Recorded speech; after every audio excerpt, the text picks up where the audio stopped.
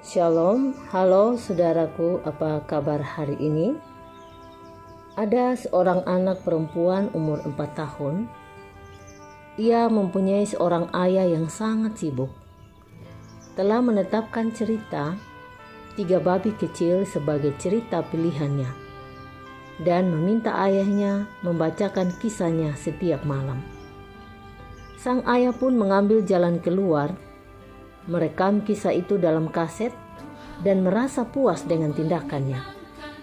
Saat sang anak meminta kisahnya dibacakan, sang ayah cukup menyalakan kasetnya. Hal ini hanya berlangsung beberapa malam saja. Malam berikutnya, gadis kecil itu menyerahkan buku cerita kepada ayahnya. "Dengar sayang, kamu tahu kan cara menyalakan tape-nya sendiri?" "Ya," kata gadis kecil itu. "Tapi aku tidak bisa duduk di pangkuannya." Saudara, sadarkah kita bahwa ternyata keberadaan kita lebih penting dibanding apapun?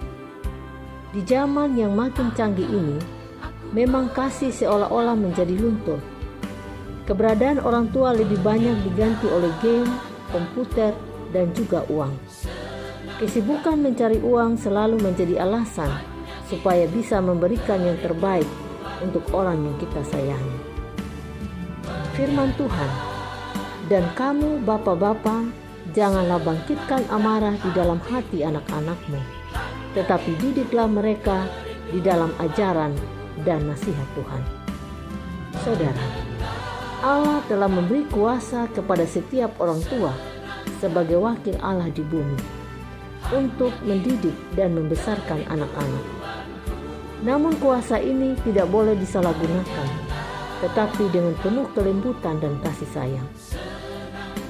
Kewajiban besar para orang tua adalah berhati-hati dalam mendidik anak-anak mereka, bukan hanya membesarkan mereka seperti yang dilakukan orang-orang yang tidak berakal budi dengan memenuhi kebutuhan mereka, melainkan membesarkan mereka dalam ajaran dan nasihat dengan cara yang sesuai untuk mereka berakal budi.